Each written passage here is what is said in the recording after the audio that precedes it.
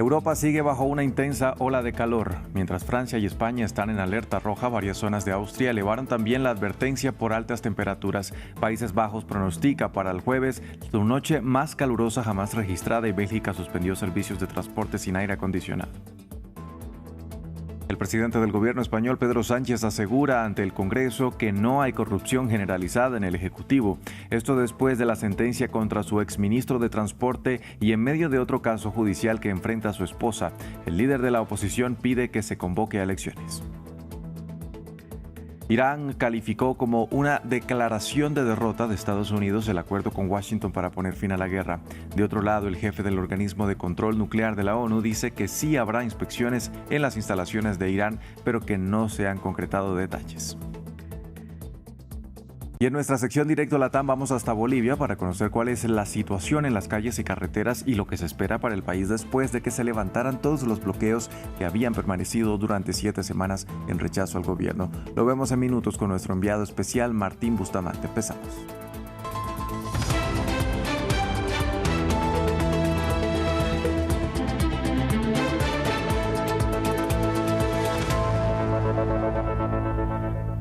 Vamos a iniciar en Europa. Gran parte del continente está bajo un calor sofocante este miércoles. Según un análisis de la agencia France Press, unos 94 millones de personas vivirán temperaturas superiores a los 35 grados este miércoles. Las condiciones climáticas extremas provocadas por sistemas de alta presión hacen que las temperaturas se mantengan elevadas. Ayer Francia incluso reportó su día más caluroso desde que se tienen registros.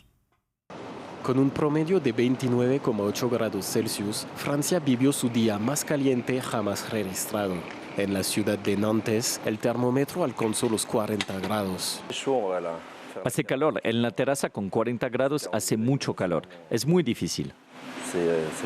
En Roma, los turistas se mantienen hidratados. Las temperaturas superaron los 35 grados. Las autoridades aconsejaron a la gente comer ligero y permanecer en el interior durante las horas más calurosas del día. Tengo mi ventilador, tengo mi botella de agua y como es de metal puedo conseguir hielo para mantenerla fría y me siento a la sombra. España también registró temperaturas sofocantes que alcanzaron los 40 grados con casi todo el país en alerta roja. Muy caliente. Ayer estoy entrenando para el maratón de Nueva York. Entonces ayer cogí 15 kilómetros por el río, pasé por aquí muriéndome. O sea, tenía que correr más lento que usualmente. En el norte de Inglaterra, algunas personas disfrutaron de las temperaturas altas. En Whitby se registró un clima soleado con una temperatura de 30 grados, casi el doble de lo habitual.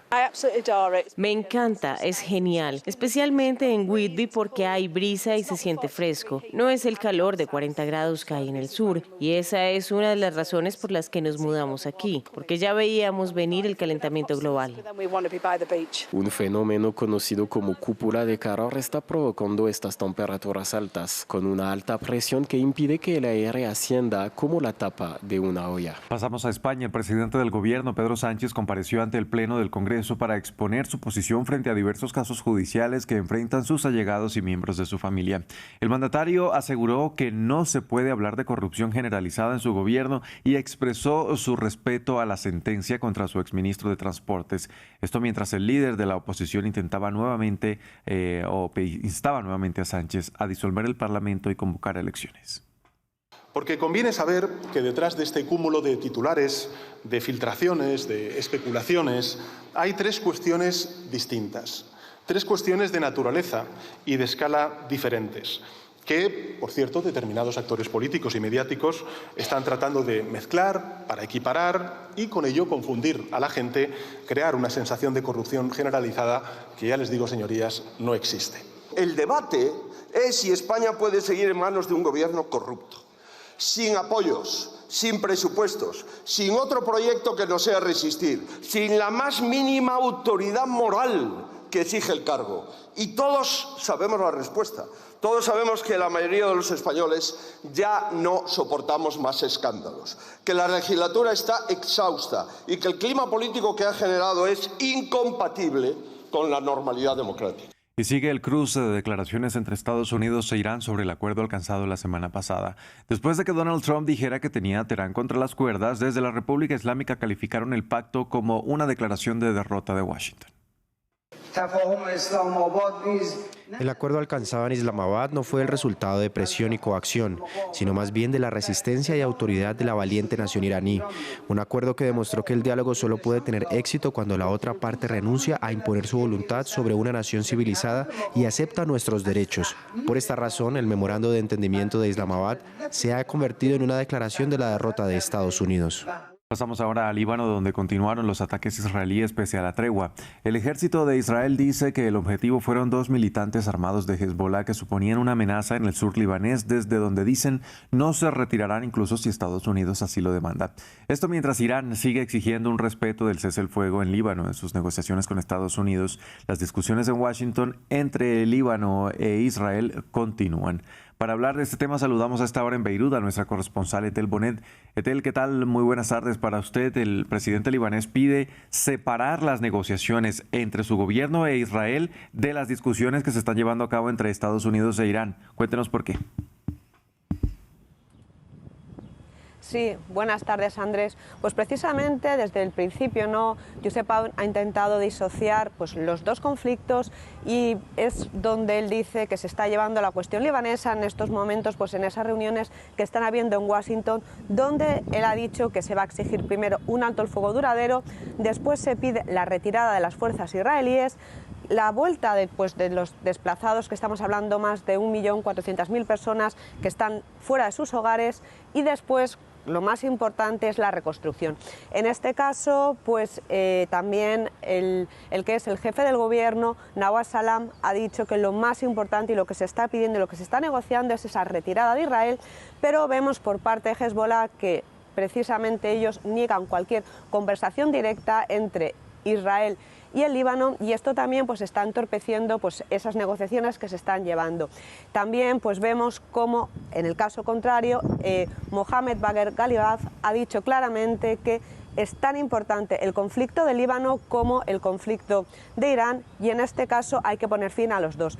Y esto es donde en este caso vemos esa paradoja, porque precisamente en ese memorándum de entendimiento que hubo firmado hace unos días está la creación de un comité que va, en cierta manera, a supervisar la cuestión libanesa, y eso ya pone implícitamente que Irán forme parte de ese acuerdo de paz entre el Líbano y Israel, y sobre todo también estamos viendo que desde el sábado hay el último alto el fuego, y eso ha sido gracias precisamente a esa presión por parte de Irán, y luego la presión de Donald Trump hacia Netanyahu.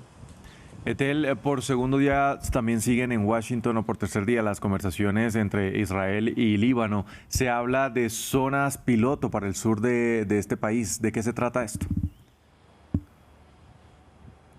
Sí, es lo que se está negociando entre hoy y mañana, que será el último día de la quinta ronda de negociaciones, y estas zonas piloto es un término que ha sido inventado para esta ocasión, porque nunca existe, siempre ha sido zonas de amortiguación, zonas de exclusión, y esto a lo que sinceramente lo que significa es que va a haber un despliegue de las fuerzas libanesas con un repliegue de las fuerzas israelíes, pero el punto más importante de esto es que para que se puedan desplegar las fuerzas libanesas, el ejército libanés primero van a ser en cierta manera van a tener que ser por parte de Estados Unidos entrenados, y también van a tener una especie de control, van a ver si son los que son entrenados para esa misión tenían algún tipo de enlace con Hezbollah, y entonces van a ser esos soldados los que se desplieguen en unas zonas, todavía no se han dicho cuáles van a ser. Al Líbano, en este caso, lo que más le interesa es que sean las colinas de Ali Taher y también el castillo de Beaufort, que están muy cerca de Nabatille, porque esto le está dando, en este caso Israel, un lugar muy importante para poder controlar lo que es todo el sur del Líbano y poder llegar hasta Nabatille. Todavía, como digo, no se conoce ese calendario de retirada, pero tanto Israel como el Líbano están negociando, y sí que hay una predisposición por parte de Israel de retirarse poco a poco, siempre y cuando esté en cierta manera mediado por Estados Unidos. Y esto lo que hace también esa paradoja que habla el presidente Josep Aoun, que también, aunque se quiera tener una soberanía y una independencia, en este caso Estados Unidos va no solamente como mediador, sino que va a participar en ese entrenamiento de los soldados, y esto significa que, como siempre, el Líbano tiene injerencia extranjera. Etel, muchas gracias por este reporte desde Beirut. Cambiamos de tema y cerramos con noticias del Mundial que se disputa en América del Norte. Este martes Colombia se clasificó para los 16avos tras vencer a República Democrática del Congo 1-0. El país sudamericano lidera el grupo K delante de Portugal, que goleó por 5-0 a Uzbekistán con 2 goles de Cristiano Ronaldo. La primera posición de este grupo se determinará el sábado con el partido entre Colombia y Portugal. En el grupo L, Inglaterra y Ghana empataron sin goles en Boston. Panamá quedó fuera de la Copa del Mundo después de perder 1-0 con Croacia. Este miércoles iniciará la tercera fecha de la fase de grupos con 6 partidos. Suiza dirime el primer lugar del grupo B con Canadá, Qatar se mide con Bosnia, Brasil choca con Escocia, Haití juega ante Marruecos y el día lo cierran Corea del Sur frente a Sudáfrica y México contra República Checa. Vamos con nuestra sección Directo Latam. Después de 7 semanas, los sectores opositores al gobierno levantaron los bloqueos que habían instalado en rechazo al actual gobierno de derecha de Rodrigo Paz, una medida que se llevó a cabo en medio de un estado de excepción declarado por el mandatario. Para ampliar este tema, saludamos en La Paz a nuestro enviado especial Martín Bustamante. Martín, ¿qué tal? Muy buenos días. Cuéntenos por qué se levantaron estos bloqueos. Buenos días, Andrés. Operaron 3 factores. Uno de ellos tiene que ver con el desgaste lógico de 50 días de bloqueos, día y noche por parte de los manifestantes, pero también por parte de las capas medias en las grandes ciudades que ya estaban muy agotadas de tantos días de desabastecimiento, que justamente fue la consecuencia de estos bloqueos. Al mismo tiempo, una división entre las organizaciones que impulsaron esta medida de fuerza, la Federación de Trabajadores Campesinos Tupac Katari y la Central Obrera Boliviana, se dividieron de una forma muy marcada. Y como para rematar, lo que sucedió fue el estado de excepción que aún rige en Bolivia y que, dicho sea de paso, se decretó a las 2 horas de celebrar un acuerdo entre el gobierno y la Central Obrera Boliviana. El gobierno de Rodrigo Paz habla de derrota de los bloqueadores, de los manifestantes, pero quedó en una situación bastante delicada.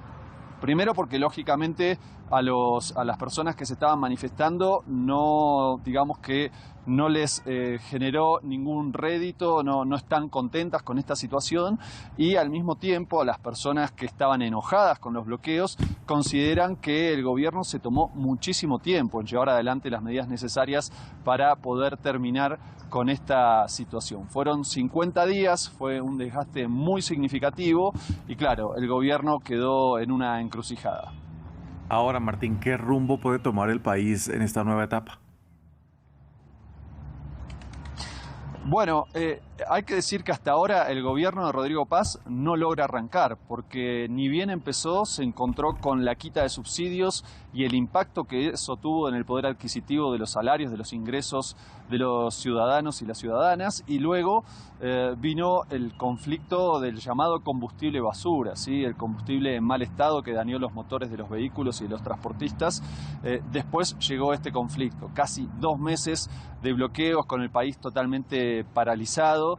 Entonces, claro, hasta ahora no se sabe exactamente cuál va a ser el rumbo del país en ese sentido. Pero además no está del todo claro cuál va a ser el patrón de acumulación que va a tener en términos económicos, cuál es la propuesta de Rodrigo Paz en ese sentido. Él hablaba de un capitalismo para todos que consistía en mantener, si se quiere, los avances que había tenido buena parte de la población durante el gobierno del Movimiento al Socialismo y a la vez abrir la economía, pero eso hasta ahora no lo pudo impulsar. Y claro, a diferencia de lo que sucedió con Evo Morales, donde el modelo económico era bastante claro, ¿no? Consistía en capturar buena parte de los recursos naturales y energéticos y con esa renta hacer una distribución hacia el sector campesino indígena en detrimento de jugadores externos. Y claro, eso llegó a un colapso después de 20 años. Claro, ahora no se sabe cuál va a ser el rumbo del país en ese sentido, porque justamente no está claro hacia dónde va a ir el gobierno de Rodrigo Paz en ese sentido. Claro, si quiere abrir la economía, tiene un inconveniente significativo, que es que ese movimiento campesino indígena le marcó la cancha y le dijo que no está dispuesto a aceptar que lleguen inversiones a cualquier costo. Y por eso el propio Rodrigo Paz dijo que no se van a llevar adelante privatizaciones y que tampoco se va a hacer un emprendimiento, ¿sí? un proyecto de desarrollo minero, que es una de las actividades más importantes del país, sin consultar previamente a las comunidades. Bien, Martín, muchas gracias por este informe desde Bolivia. Y a continuación, en nuestro reportaje del día, conoceremos quién fue Marc Bloch, héroe de la resistencia francesa durante el régimen nazi que entró al Panteón en París. Veamos.